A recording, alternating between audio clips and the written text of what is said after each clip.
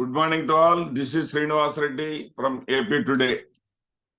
Bharatiya Janata party Telugu వారికి అంటే ఉభయ తెలుగు రాష్ట్రాల్లో తెలంగాణ ఆంధ్రప్రదేశ్ రాష్ట్రాల్లో 5గురికి అవకాశం ఇచ్చింది. ఇక్కడ భారతీయ జనతా పార్టీ విషయానికి వస్తే పార్టీ పరంగా ఎవరైతే పార్టీని నమ్ముకొని ఉన్నారో వాళ్ళకి అవకాశాలు కల్పించడంలో కానివ్వండి, అదేవిధంగా సీనియర్లకి శాఖలు మార్చకుండా ఆ సీనియర్ల యొక్క శాఖలను కొనసాగించడంలో కానివ్వండి, అద్భుతమైనటువంటి పరిణతిని నరేంద్ర మోడీ గారు ప్రదర్శించారు అని చెప్పాలి. ఆంధ్రప్రదేశ్ విషయానికి వస్తే పురంధేశ్వరి గారు పొత్తు పెట్టుకున్నదే మంత్రి పదవి కోసం. అదేవిధంగా సీఎం రమేష్ గారు వీళ్ళిద్దరూ కూడా చక్రాలు తిప్పగలిగేటటువంటి సమర్థులు, తెలుగుదేశం పార్టీ మూలాలు ఉన్నవారు. మరి వీళ్ళు ఎన్ని చక్రాలు తిప్పినా సరే వీళ్ళ మూలాలు నరేంద్ర మోడీ గారికి అడ్డం వచ్చాయి అనడంలో ఏ విధమైనటువంటి సందేహం లేదు. భూపతిరాజు శ్రీనివాస వర్మకు టికెట్ ఇవ్వటమే కాకుండా గెలిపించుకోవడమే కాకుండా మొదటిసారి గెలిచినటువంటి ఆయనకి కేంద్ర సహాయ మంత్రి పదవి ఇవ్వటం, ఇది నిజంగా భారతీయ జనతా పార్టీ మిగతా రాజకీయ పార్టీలకు కూడా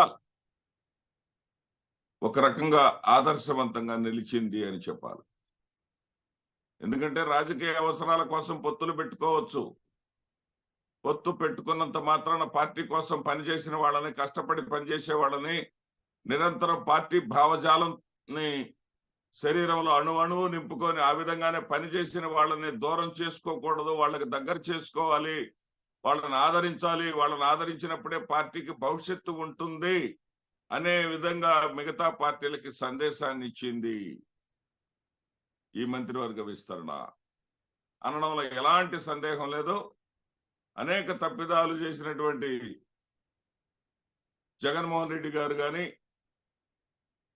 మరి గతంలో చంద్రబాబు నాయుడు గారు కానీ ఈ మంత్రివర్గ కూర్పును చూసి వారికైనా కూడా కొంత జ్ఞానోదయం కావాలి అనేది నా ఉద్దేశం.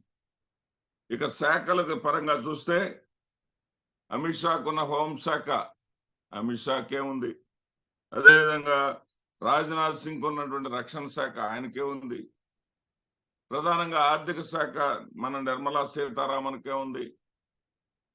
ఈ రకంగా చూస్తే సీనియర్లు ఎవరిని కూడా ఆయన విస్మరించలేదు. ఇక ఆంధ్రప్రదేశ్ సంబంధించి క్యాబినెట్ ర్యాంక్స్ తెలంగాణకు ఒకటి, ఆంధ్రప్రదేశ్కి ఒకటి మాత్రమే క్యాబినెట్ ర్యాంక్ లభించింది. రామ్మోహన్ నాయుడు పౌర విమానయానం వచ్చింది ఆయనకి. ఇండివిజువల్ శాఖ పూర్తి హక్కులతోటి క్యాబినెట్ ర్యాంక్ తోటి వచ్చినటువంటి పదవి. అదేవిధంగా కిషన్ రెడ్డి గారికి కూడా క్యాబినెట్ ర్యాంక్ తోటి బొగ్గు గనుల శాఖ, గతంలో ఉమ్మడి ఆంధ్రప్రదేశ్ ఉన్నప్పుడు స్వర్గీయ దాసరి నారాయణరావు గారు చేసినటువంటి శాఖ ఇది. బహుశా ఆయన సహాయ మంత్రి మాత్రమే. అట్లా కాకుండా ఈయనకి పూర్తిగా ఆధిపత్యం ఇవ్వటం జరిగింది. ఇక శ్రీనివాస వర్మకు భారీ పరిశ్రమలు, ఉక్కు పరిశ్రమలు సహాయ మంత్రిగా ఇవ్వడం జరిగింది. పెమ్మసాని, మన గుంటూరుకు చెందినటువంటి పెమ్మసానికి మరి అతను నర్సరావుపేటలో ఒక చిన్న భోజన హోటల్ నడిపినటువంటి వాళ్ళ పేరెంట్స్ కష్టాల నుంచి వచ్చినటువంటి వ్యక్తి. ఆ వ్యక్తి మనవాడిగా, మన ప్రాంతవాసిగా మరి ఈ రోజున గెలిచిన మొదటి ప్రయత్నంలోనే కేంద్ర సహాయ మంత్రిగా కావటం మనం మన తరపున కూడా, మన ఛానల్ తరపున కూడా అతనికి అభినందనలు తెలియజేద్దాం. గ్రామీణాభివృద్ధి కమ్యూనికేషన్ స్కిల్స్ ఆయనకి ఇవ్వడం జరిగింది. అదేవిధంగా బండి సంజయ్కి హోంశాఖ సహాయ మంత్రిగా ఇవ్వడం జరిగింది. అంటే ఈయన వారు అమిత్ షా కింద బండి సంజయ్ గారు ఉంటారు. ఇక ప్రధానంగా మరొక అంశం ఏంటంటే, ఈ యొక్క విధ్వంస పరాకాష్ఠకు ఇంకా ఫుల్ స్టాప్ పడలేదు. మొన్న ఒక రోజు ఆగింది అనుకున్నాం. ఆగిన రోజు సిఎస్ నీరవ్ కుమార్ ఆ యొక్క అమరావతి ప్రాంతాన్ని సందర్శించిన సందర్భంలో జగన్మోహన్ రెడ్డి గారు సెంటు ఇల్లు ఇచ్చినటువంటి శిలాఫలకాలను ధ్వంసం చేశారు. అక్కడ ఉన్నటువంటి మోడల్ గా కట్టినటువంటి ఇంటిని కూడా ధ్వంసం చేశారు.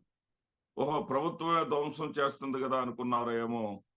మరలా కూడా ఈ రాష్ట్రం అంతా కూడా విధ్వంసకాండని కొనసాగిస్తూనే ఉన్నారు తెలుగుదేశం, జనసేన కార్యకర్తలు.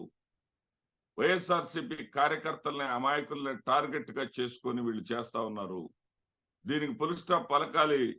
ఇది ప్రజాస్వామ్యానికి సబబు కాదు. ప్రజాస్వామ్యంలో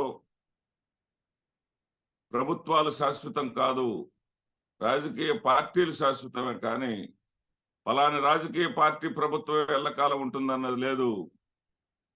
మొన్న టీడీపీ ఉంది, నిన్న వైసీపీ ఉంది, నేడు టీడీపీ ఉంది, రేపు మళ్ళీ వైసీపీ వస్తుంది. కాబట్టి దాన్ని తగ్గట్టుగా వీళ్ళు పనిచేయాలి తప్ప సామాన్యులను భయభ్రాంతులకు గురి చేసే విధంగా వెళ్ళకూడదని మరొకసారి నొక్కి ఒక్కాడించి చెప్తా ఉన్నా. ఇది మంచి పద్ధతి కాదు. ప్రజాస్వామ్యంలో ఆఖరికి అధికార ప్రతినిధులుగా పనిచేసినటువంటి వాళ్ళను కూడా టార్గెట్ గా చేస్తూ, వాళ్ళను కూడా టార్గెట్ గా చేయటం అనేది, కారుమూరి వెంకటరెడ్డికి నోటీసులు ఇవ్వటం ఏంటి? సోషల్ మీడియాలో పోస్ట్ పెడితే బెదిరిస్తారా?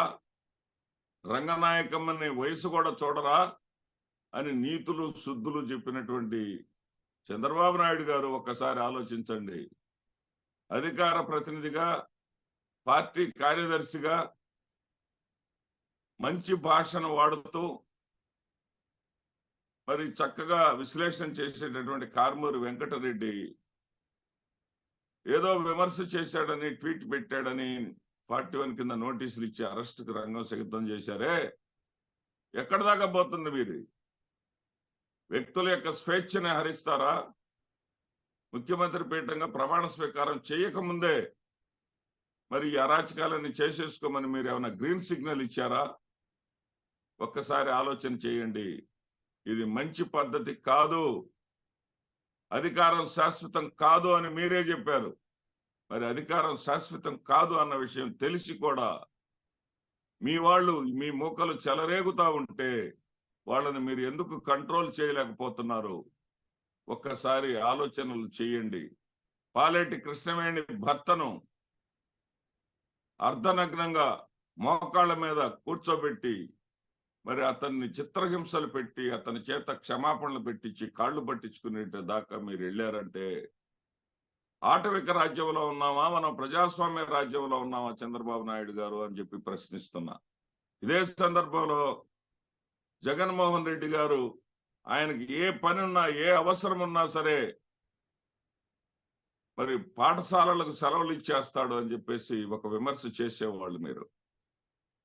మీరు శుభమాట ప్రారంభాన్నే జూన్ 12వ తేదీన ప్రారంభం కావాల్సినటువంటి పాఠశాలలను మీ ప్రమాణ స్వీకారం కోసం, మీ ప్రమాణ స్వీకారం ఉంటే ఆ ప్రాంతంలో,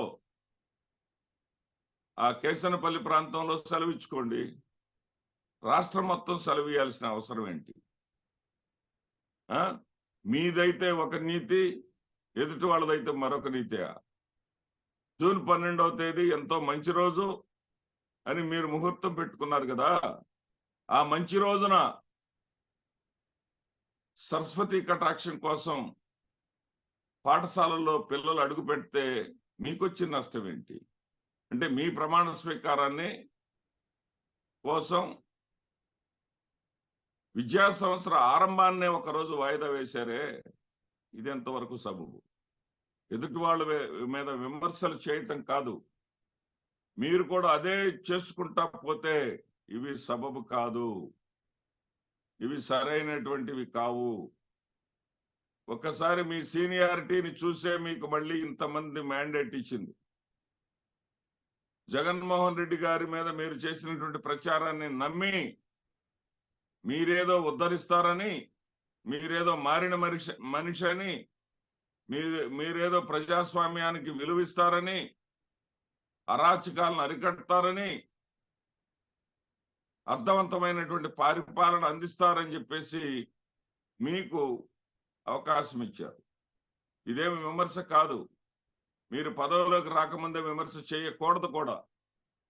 కనీసం సంవత్సరం పాటు మీ మీద ఎలాంటి విమర్శలు చెయ్యకూడదు కూడా.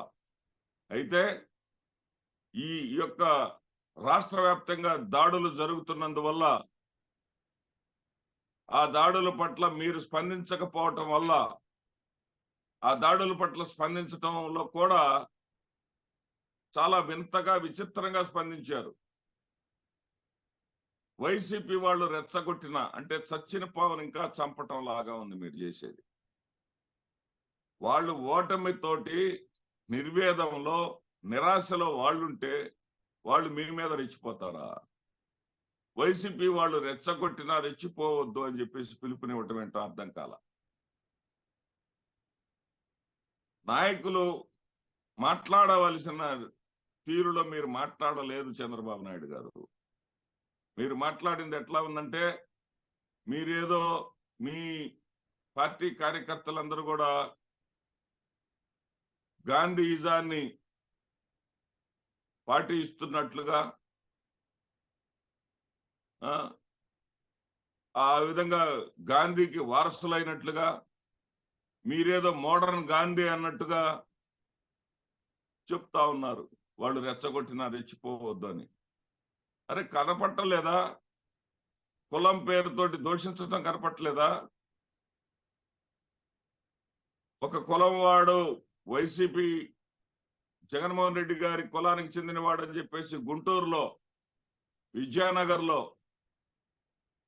ఆ హోటల్ పేరులో రెడ్డి ఉందని అతన్ని, ఆ బోర్డుని పగలగొట్టి అతన్ని చిత్రహింసలు చేసి కొట్టి, కాళ్ళు పట్టుకుంటేనే మేము ఇక్కడి నుంచి వెళ్తామని చెప్పేసి అతని చేత కాళ్ళు పట్టించుకున్న దుర్మార్గం కనపడలేదా? ఇవి చూస్తా కూడా మీరు వైసీపీ వాళ్ళు రెచ్చగొడితే రెచ్చిపోవద్దు అంటా ఉంటే, ఏమి మోడర్న్ గాంధీ అయ్యా నువ్వని విమర్శలు కూడా ఎదుర్కోవాల్సి వస్తుంది చంద్రబాబు నాయుడు గారు. ఈ అరాచకాలను అరికట్టండి, ఈ దాష్టీకాలను అడ్డుకోండి. వీటిని మీద నిజాయితీతో కూడిన, ఫలితంతో కూడిన గట్టిగా స్టేట్మెంట్ ఇవ్వండి, నివారించండి. గతంలో మీరు చెప్పారు, ఈ ఇంత అరాచకాలు జరిగితే ఆంధ్రప్రదేశ్ రాష్ట్రానికి పెట్టుబడులు వస్తాయా అని. ఇప్పుడు వస్తాయా? చిత్తూరు నుంచి శ్రీకాకుళం దాకా జరుగుతున్నటువంటి ఈ యొక్క అలజడుల వల్ల పెట్టుబడులు వస్తాయా? ఆత్మవిమర్శ చేసుకోండి చంద్రబాబు నాయుడు గారు. శుభాకాంక్షలు. మీ పరిపాలన చాలా చక్కగా జరగాలి. ప్రజలు మీకు ఆశలు పెట్టుకొని అద్భుతమైనటువంటి మ్యాండేట్, దాదాపు మీ కూటమి మొత్తానికి 56% ఓటింగ్ నే మీకు ఇచ్చారు. అంత మ్యాండేట్ పొందినటువంటి ప్రభుత్వం ఇటీవల కాలంలో గుజరాత్ లో భారతీయ జనతా పార్టీ ఉంది తప్ప, ఆ తర్వాత మీ పార్టీ తప్ప మరొకటి లేదు, మీ కూటమి తప్ప.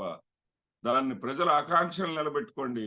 మీకు మరొకసారి శుభాకాంక్షలు తెలియజేస్తూ సెలవు.